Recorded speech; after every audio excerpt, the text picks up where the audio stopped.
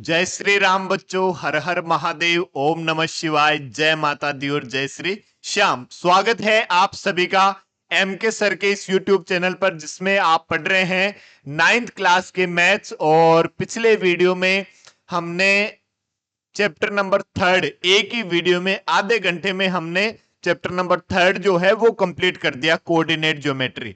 और आज के वीडियो में स्टार्ट करने वाले हैं chapter number 4, linear equation in two variable. हमने सेकंड चैप्टर में लीनियर पोलिनोमियल के बारे में पढ़ा था। तो क्या डिफरेंस है पोलिनोमियल और इक्वेशन में, और linear equation in two variable. Two variable, variable क्या होते हैं, ये सारी चीजें हम सेकंड चैप्टर में पढ़ भी चुके हैं। आप यदि एकदम कंप्लीट डिटेल से सीखना चाहते हैं पोलिनोमियल को, तो सेकंड चैप्टर आप देखो। और अब हम बात करते हैं chapter number 4, linear equation in two variable. मैं शिव भक्त एम के सर आपके सामने कई सालों के एक्सपीरियंस के साथ जो एक्सपीरियंस बटोरा वो आपको शेयर कर रहा हूं। और आई होप कि आप सबको बहुत अच्छे से समझ आएगा। मैथ्स जिन बच्चों को हार्ड लगती है, तो उनके लिए इजी वे में मैं मैथ्स का पूरा कंटेंट लेकर आ रहा हूं आपके लिए। तो चैनल को लाइक करें, शेयर करें, कमेंट में आप जय श्री राम लिखें, हर हर महादेव लिखें, ओम नमः शिवाय लिखें, जय माता दी लिखें, जय श्री श्याम लिखें, जय बाबा की लिखें। ठीक है, तो अब बिना देरी करे हुए चलो स्टार्ट करते हैं आज का वीडियो, जिसमें हम पढ़ने वाले हैं linear equation in two variable. सबसे पहले हम बात करें इंट्रोडक्शन की। तो इंट्रोडक्शन के लिए यदि हम बात करें, तो जैसे सबसे पहले एक तो बात करें कि वेरिएबल, वेरिएबल के बारे में हमने पहले भी बात करी। क्या होता है वेरिएबल? जो फिक्स नहीं हो, जो फिक्स नहीं है उसे ही क्या कहते हैं? वेरिएबल कहते हैं। ठीक है, और जो फिक्स होता है उसको क्या कहते हैं? कमेंट बॉक्स में कमेंट करके बताना। कांस्टेंट। अरे वाह, आपने तो बड़ी जल्दी बताया। ठीक है, कांस्टेंट। तो एक तो होता है कांस्टेंट और एक होता है वेरिएबल। वेरिएबल जो फिक्स नहीं है, जो किसी पर डिपेंड होता है, एक्स वाई जेड इस तरह से। और कांस्टेंट जो फिक्स होता है। ठीक है, जो एकदम जैसे 2 3 4 5 इस तरह से कोई भी नंबर, ठीक है, उसको क्या कह देते हैं? कांस्टेंट कह देते हैं। अब चैप्टर का नाम क्या है? Linear equation. तो लीनियर का मतलब क्या समझते हैं? Linear equation in two variable. तो लीनियर इक्वेशन सबसे पहले हम बात करें, तो सबसे पहले लीनियर पोलिनोमियल की हमने बात करी थी। लीनियर जब भी आपको नाम दिख जाए, आप ये समझ जाएं कि उसकी डिग्री कितनी है? 1 डिग्री, मतलब मैक्सिमम पावर ऑफ वेरिएबल कितनी है? 1। ठीक है, तो वो इक्वेशन, उसको क्या कहते हैं? Linear polynomial. हमने पढ़ा, देखो लीनियर पोलिनोमियल 2x+3, या फिर स्टैंडर्ड फॉर्म हमने पढ़ी ax+b, where a and b both are constant and x is a variable। ये हमने पढ़ा था linear equation, linear polynomial. But अब हम बात कर रहे हैं लीनियर इक्वेशन की बात कर रहे हैं। ठीक है, linear equation in two variable. तो लीनियर इक्वेशन मतलब क्या? कि लीनियर हो मतलब उसमें डिग्री 1 हो। इक्वेशन का मतलब क्या होता है? Difference between equation and polynomial. Polynomial केवल सिंगल, जैसे इस तरह से लिखा हुआ है, और किसी भी पोलिनोमियल को किसी के भी इक्वल कर दे, किसी भी पोलिनोमियल के इक्वल कर दो, किसी नंबर के इक्वल कर दो, तो वो फिर किस में कन्वर्ट हो जाता है? इक्वेशन में कन्वर्ट हो जाता है। मतलब polynomial equals to anything, that is called equation. ठीक है, किसी भी पोलिनोमियल को किसी भी के इक्वल कर देंगे तो फिर वो किस में कन्वर्ट हो जाएगा? इक्वेशन। देखो नाम से भी पता चल रहा है, इक्वेशन मतलब इक्वल जैसा कुछ होना चाहिए इसमें। ठीक है, उसे ही क्या कह देते हैं? इक्वेशन कह देते हैं। इन टू वेरिएबल, उसमें वेरिएबल कितने होंगे? अब दो दो वेरिएबल हमें मिलने वाले। ठीक है, linear equation in two variable. Linear equation मतलब डिग्री 1 रहेगी, मतलब पावर 1 रहेगी। इक्वेशन होगी मतलब किसी ना किसी के वो इक्वल होगा। और इन टू वेरिएबल, हर एक इक्वेशन में कितने वेरिएबल होंगे? दो दो वेरिएबल होंगे। दो दो वेरिएबल जैसे मतलब एक्स और वाई हुआ। ठीक है, इन सब के बारे में इस चैप्टर में हम डिस्कस करने वाले हैं। ठीक है, और फिर हम बात करें लीनियर इक्वेशन। तो लीनियर इक्वेशन किस तरह की होती है, देखो जैसे मैंने linear equation in two variable की हम बात करें, तो जैसे मैंने लिखा 2x minus y plus 4 equals to 0। This is, इसके बारे में यदि हम बात करें तो यहां क्या है, 1 है, ये 2, ये 1, ये 4, ये तो क्या है, कांस्टेंट है, और x और y क्या है, वेरिएबल है। x and y are variable,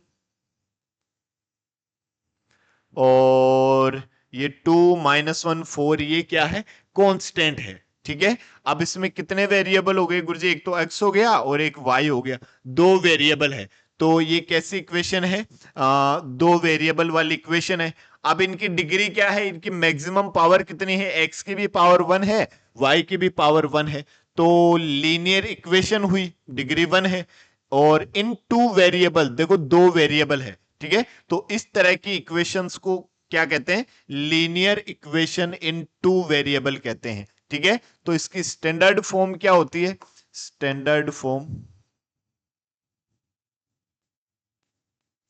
standard form होती है A x plus B Y plus C equals to 0। This is the standard form of linear equation in two variable where A B and C are constant, ये तो constant है, और x comma y both are variable, ये दोनों क्या है, variable है। ठीक है, x और y तो वेरिएबल है, और a b कोमा c ये क्या है, कांस्टेंट है।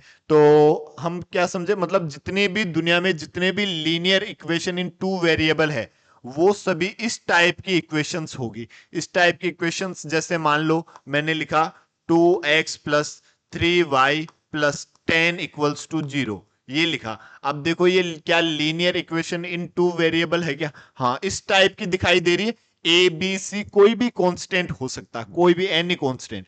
ठीक है, तो अब यदि मैं इसको इससे कंपेयर करूं, कंपेयर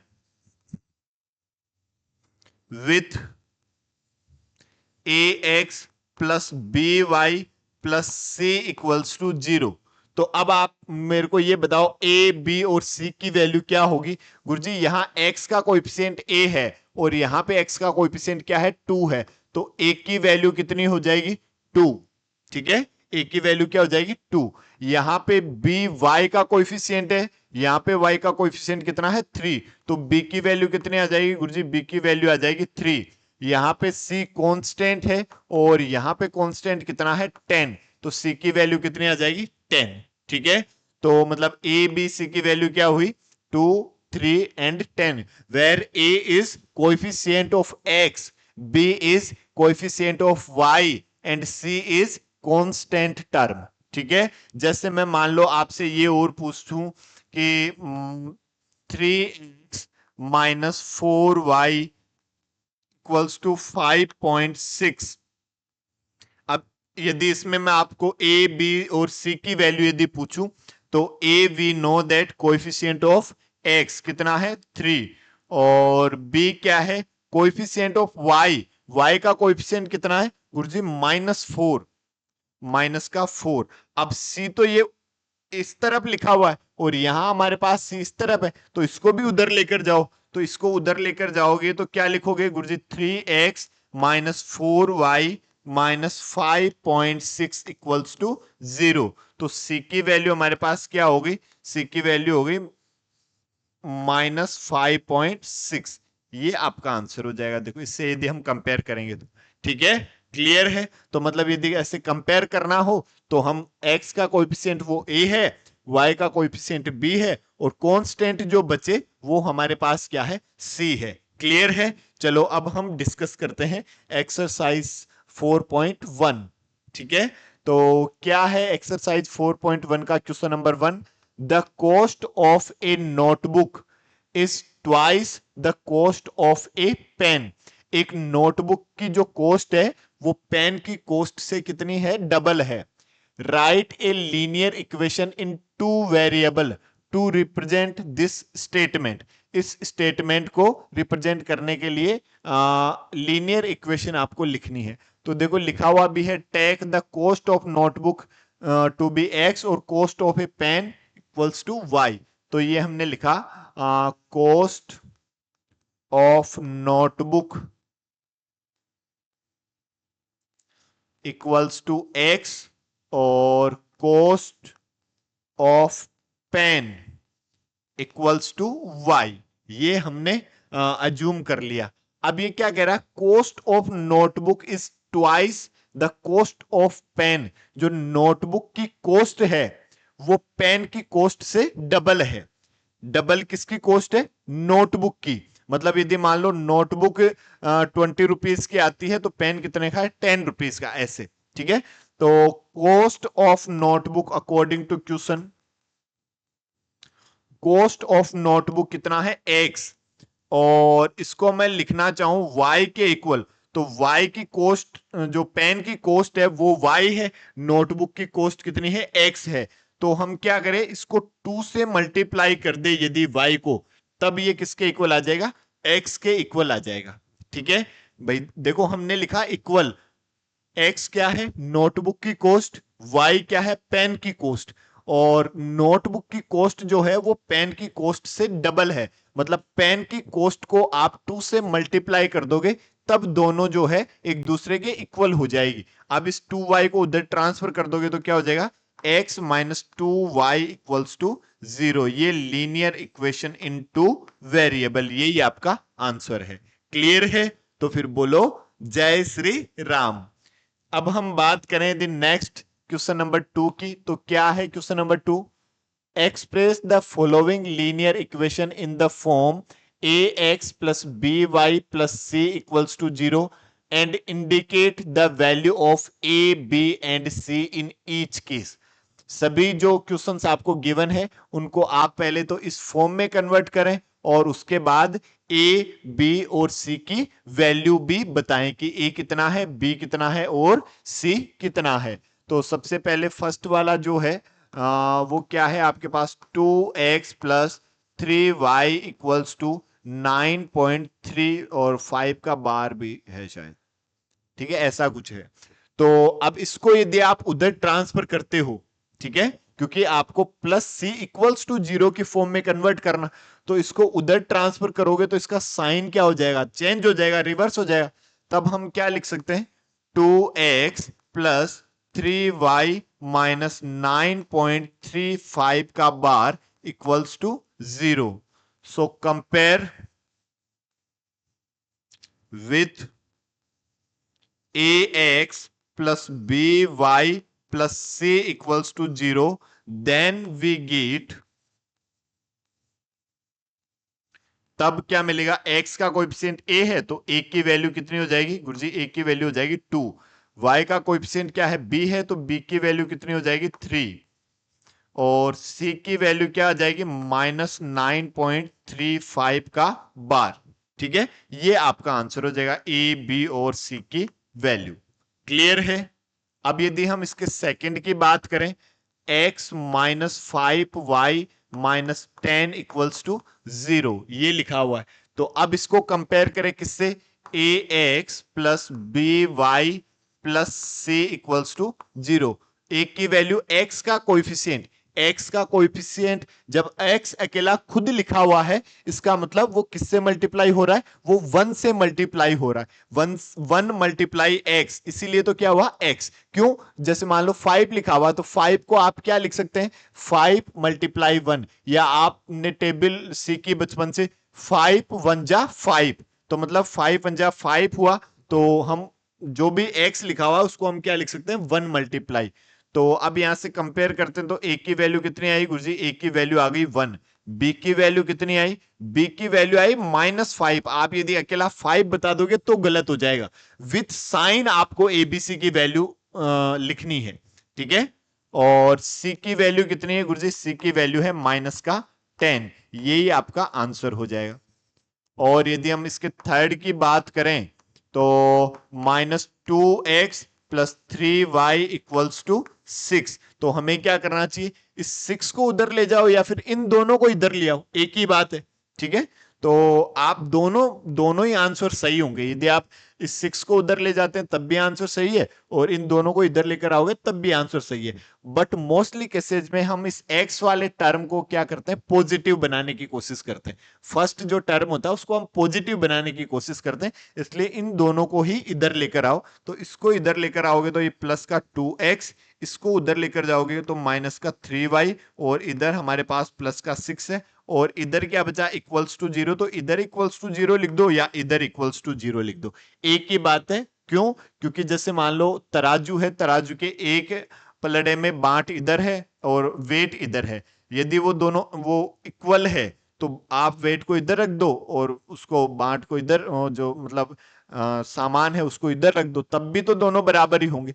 ठीक है, तो अब इससे इसको कंपेयर कर देंगे, A x plus B Y plus C equals to 0 से यदि आप कंपेयर करते हो तो ए की वैल्यू तो है गुरुजी 2, बी की वैल्यू है -3 और सी की वैल्यू है 6। आपको विथ साइन लिखना है, ये आपका आंसर हो जाएगा। ठीक है, क्लियर है। फिर हम फोर्थ वाले की बात करते हैं। ये थर्ड वाला हो गया। फोर्थ वाला क्या है, इस 3y को उधर ले जाता हूं मैं तो क्या हुआ, x माइनस 3y। तब इधर क्या बचा गुरुजी, इधर तो कुछ नहीं बचा, 0 बचा। अब इसको कंपेयर करें यदि हम ax plus B Y plus C equals to 0 से, यदि इससे कंपेयर करें तो x का जो कोएफिशिएंट है वो क्या है, 1, तो a इक्वल्स टू 1। b क्या है, y का कोएफिशिएंट वो कितना है गुरुजी, b की वैल्यू है -3। और गुरुजी सी तो यहां कुछ है ही नहीं, यहां कुछ नहीं तो आप प्लस 0 तो लिख ही सकते हैं, तो सी की वैल्यू क्या हुई, 0। ये आपका आंसर हो जाएगा। ठीक है, क्लियर है। फिर यदि हम और बात करें, जैसे फिफ्थ वाला जो है, इसको हम उधर ले जाते हैं तो 2x प्लस 5y और इक्वल्स टू क्या बचा, 0। तो अभी जो फोर्थ वाला था उस टाइप जैसा ही है, यहां क्या लिखा हुआ, +0 लिखा हुआ है। अब इसको कंपेयर करो, ax plus B Y plus C equals to 0 से यदि हम कंपेयर करें तो a क्या है, ax का कोएफिशिएंट कितना है, 2। बी क्या है, y का कोएफिशिएंट वो कितना है, 5। सी क्या है, कांस्टेंट टर्म वो कितना है, 0। ये क्या हो जाएगा, आपके पास आंसर आ जाएगा। ठीक है, क्लियर है। फिर हम यदि इसके आगे वाले इसकी बात करें, 3x plus 2 equals to 0, compare करें किससे, ax plus B Y plus C equals to 0 से। तो a क्या है, x का कोएफिशिएंट, b क्या है, y का कोएफिशिएंट, c क्या है, कांस्टेंट टर्म।